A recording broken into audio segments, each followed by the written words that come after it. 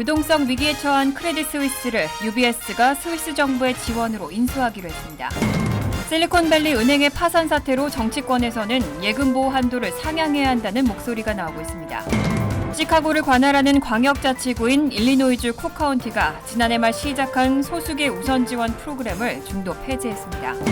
제3의 국적항공사 에어 프레미아가 LA 인천 노선에 이어 뉴저지 인천 노선을 취항합니다.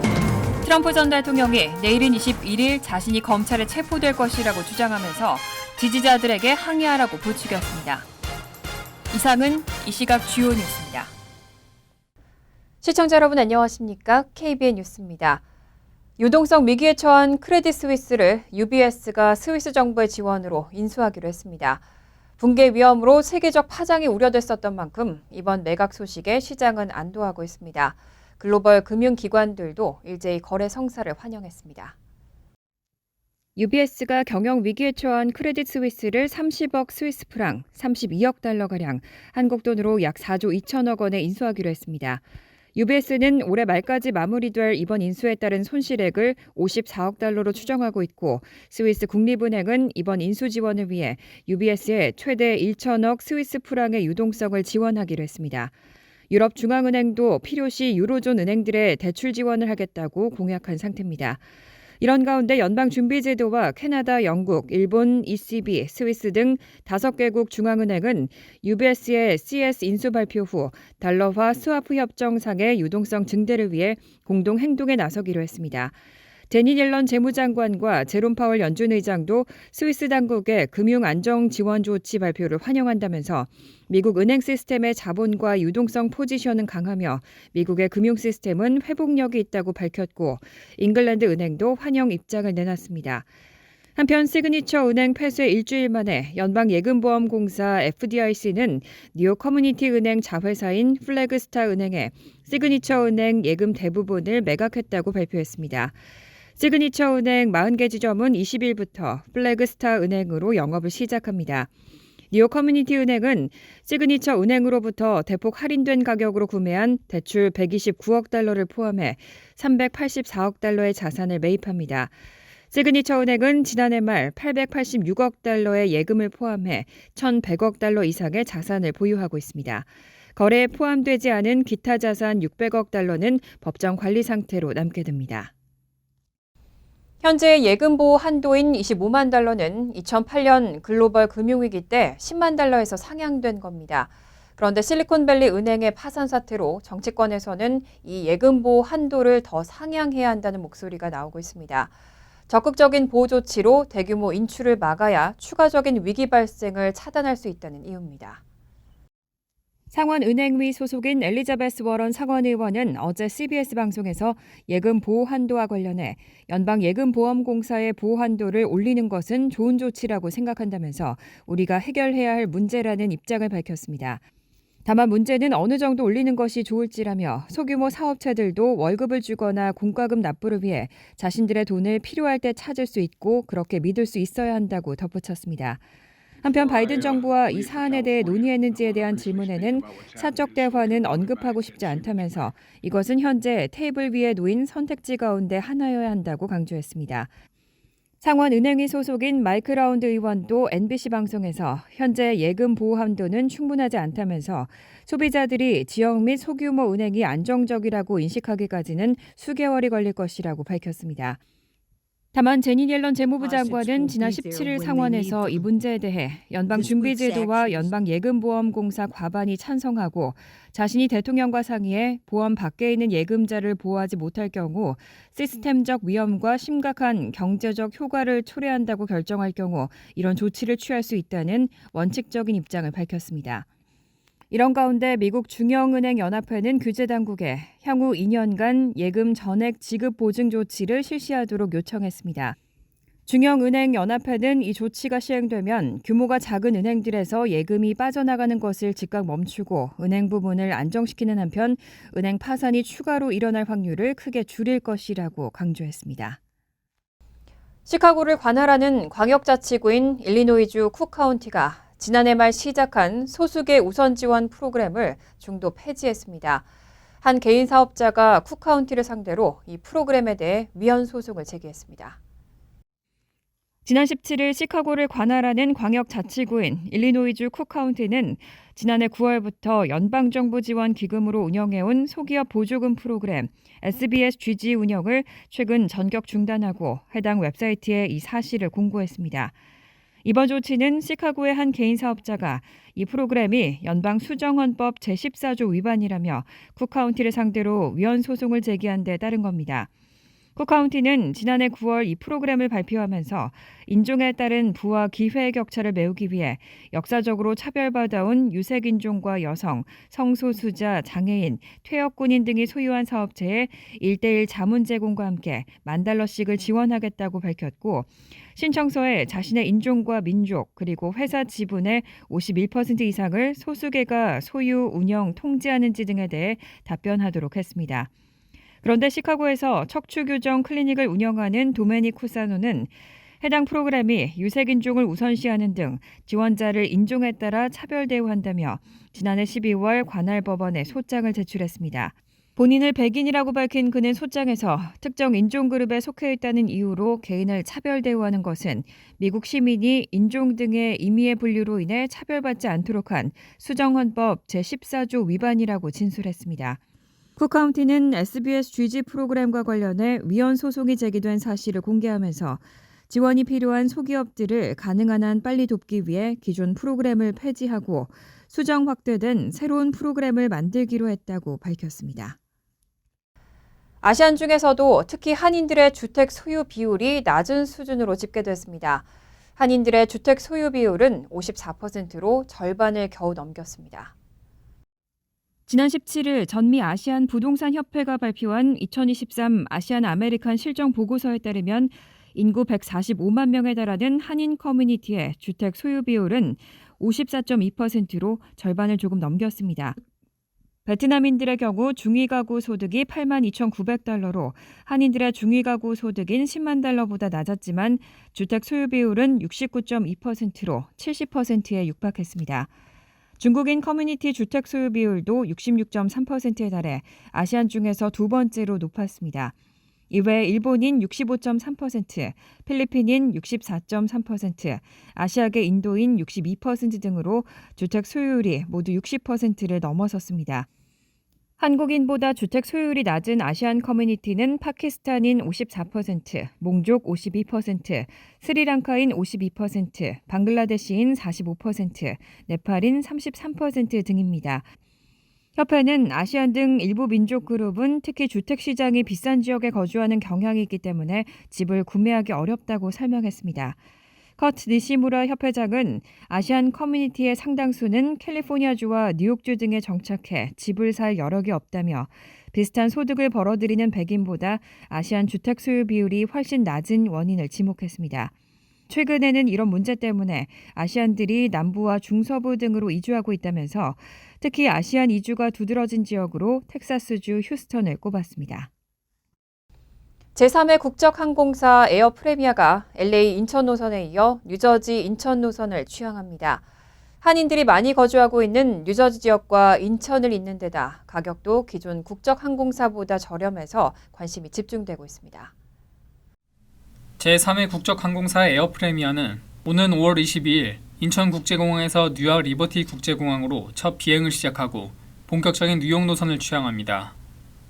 지난해 10월 말 국적항공사로는 31년 만에 LA 인천 노선을 취항한 데 이어 두 번째 미주 노선입니다. 에어 프레미아의 뉴욕 인천 간 운항 스케줄은 뉴욕 리버티 국제공항에서 출발하는 항공편의 경우 월, 화, 목, 토요일 주 4일로 뉴욕 시간으로 밤 12시 30분에 출발해 한국 시간으로 다음날 새벽 4시 25분 인천국제공항에 도착합니다. 뉴욕 도착편 역시 월, 수, 금, 일요일 주 4일로 인천국제공항에서 오후 9시 5분에 출발해 뉴욕 리버티 국제공항에 뉴욕 시간으로 밤 10시에 도착합니다. 에어 프레미아는 기존 국적 항공사들이 취항하고 있는 뉴욕 JFK 공항 대신 뉴욕 인근에 있는 뉴저지주 소재 뉴욕 리버티 국제공항을 사용합니다. 뉴욕 맨해튼 다운타운과 불과 15마일 위치로 접근성이 좋고 특히 한인들이 많이 거주하고 있는 뉴저지 지역과 가깝다는 이유입니다. 특히 코로나 사태의 엔데믹 전환으로 한국행 여행 수요가 급증하면서 한국행 항공권 가격이 상승할 것이라고 예상되는 가운데 에어프레미어의 뉴욕 노선 가격 정책에 관심이 집중되고 있습니다. 에어프레미어 웹사이트에 따르면 오는 5월 말 뉴욕 출발 기준으로 왕복 항공권 가격은 $1,500 선입니다. 대한항공과 아시아나항공의 항공권 가격이 $2,000대인 것과 비교하면 $500 정도 저렴한 가격입니다. KBN 뉴스 지한샘입니다. 뉴욕주 모든 공립학교 학생 전원에게 무료 급식을 제공하는 방안이 2023-2024 회계연도 예산안에 포함됐습니다. 뉴욕주 의회가 2023-2024 회계연도 예산안에 주 저녁 무상급식을 위해 2억 8천만 달러의 예산을 배정한 것으로 나타났습니다. 이를 통해 약 80만 명의 뉴욕주 학생들이 무상급식 혜택을 받을 수 있을 것으로 예상되고 있습니다. 농무부가 코로나19 팬데믹 기간 동안 지원해온 공립학교 무료 급식 프로그램은 지난해 9월 30일로 종료됐습니다. 이에 대응하기 위해 이번 법안은 주 저녁 모든 공립교에서 학생들에게 무상으로 아침과 점심을 제공하도록 의무화하는 내용을 담고 있습니다. 뉴욕주는 현재 주 저녁 공립학교의 절반 이상에서 무료 급식을 제공하고 있습니다. 특히 뉴욕시의 경우는 자체적으로 전원 무료 급식 프로그램을 운영하고 있습니다. 하지만 뉴욕 일원 학교부터 업스테이트 일부 지역 학교에서는 4인 가족의 경우 최대 연소득 $37,075까지만 무료 급식 혜택이 제공됩니다. 스팸 사기성 문자로 인한 스미싱 범죄로 피해를 입은 사례가 끊이지 않고 있습니다. 연방통신위원회는 이런 범죄를 원천 봉쇄하기 위해서 통신회사들이 스팸 문자를 의무적으로 차단하도록 하는 규정을 만들었습니다. 사기성 메시지와 스팸 전화 등을 차단하는 업체인 로보킬러에 따르면 지난해 미국인들에게 발송된 스팸 메시지는 모두 2,250억 통에 달했습니다. 미국 내 스마트폰 소유자 1명당 700통의 스팸 문자를 받았다는 의미입니다. 지난 17일 연방통신위원회는 이런 스팸 사기성 문자를 원천 봉쇄하기 위해서 통신회사들이 이를 차단하는 것을 의무화하는 규정을 만들었습니다. FCC가 만장일치로 채택한 새 규정은 통신사들이 유효하지 않거나 할당되지 않거나 사용되지 않는 전화번호를 포함해 의심스러운 출처의 문자 메시지를 차단하도록 명시하고 있습니다. 또 통신사들은 스팸 문자 발신을 금지하는 전화번호 리스트를 만들어 관리해야 하고 발신 금지 목록에는 미사용 전화번호는 물론 북미 지역이 아닌 지역의 전화번호까지 포함됩니다.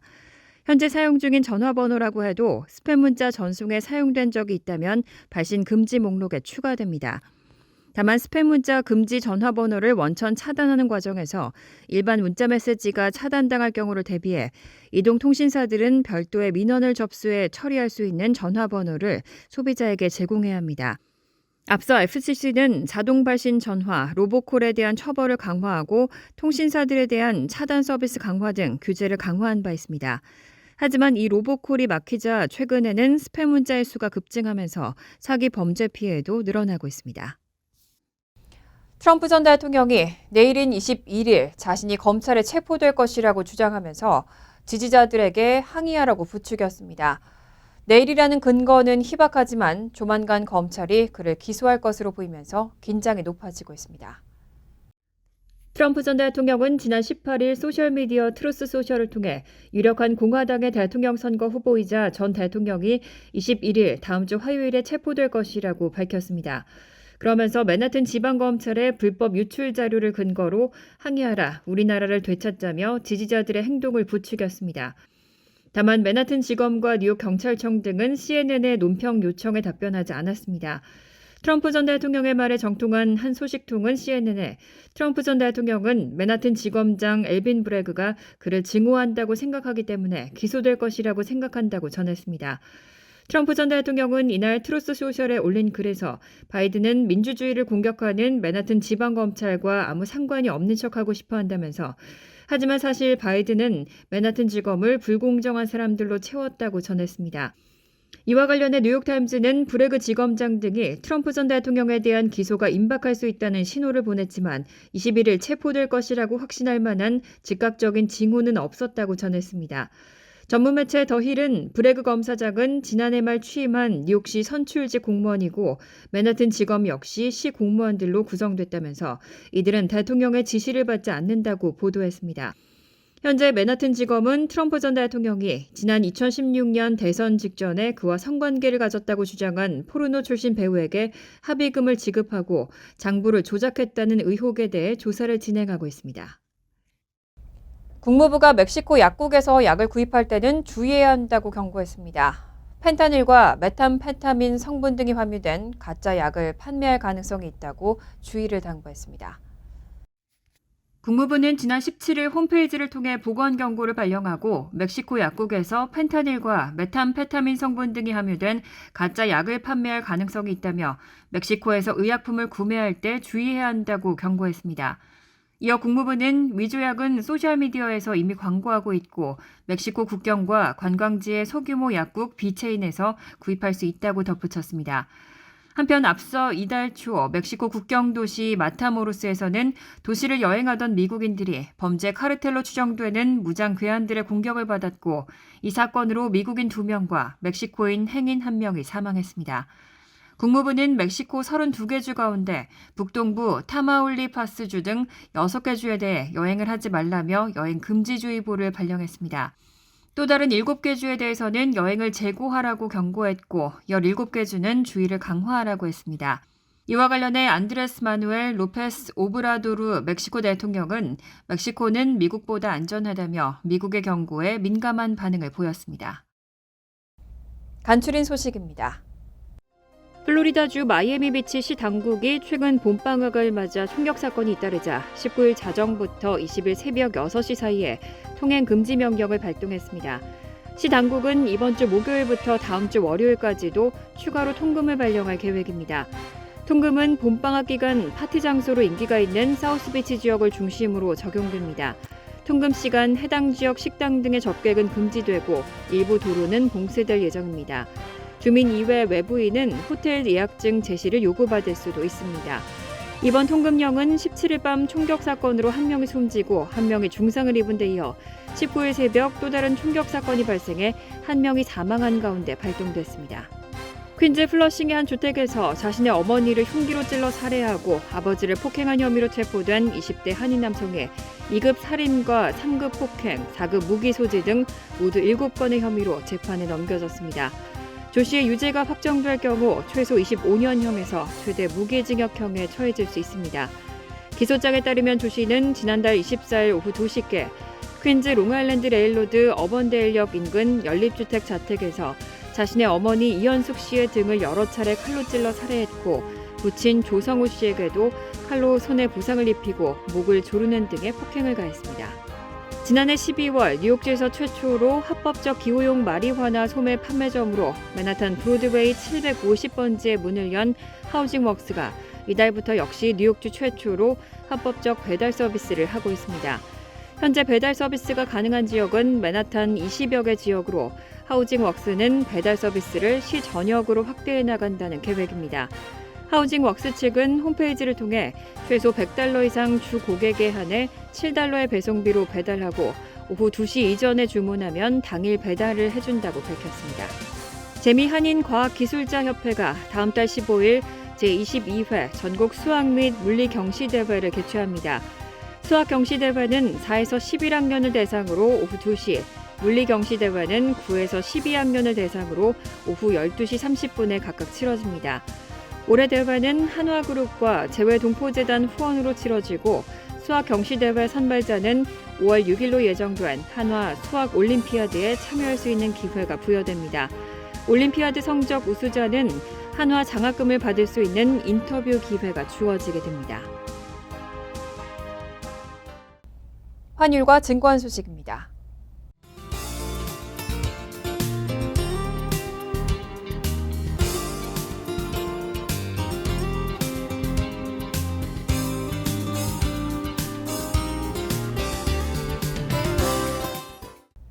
이어서 날씨입니다.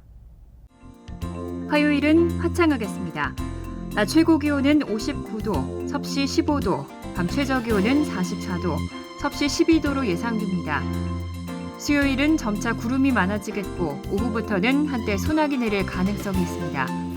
목요일은 흐린 가운데 소나기 내릴 가능성이 있습니다. 이상으로 KBN 뉴스를 마칩니다.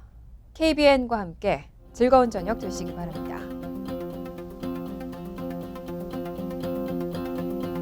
미 동부 최대 한인방송 KBN이 제작하는 KBN 뉴스는 웹사이트 mykbn.com 그리고 유튜브와 페이스북에서 다시 보실 수 있습니다. 좋아요, 구독, 알림 설정은 뉴스 제작에 큰 도움이 됩니다.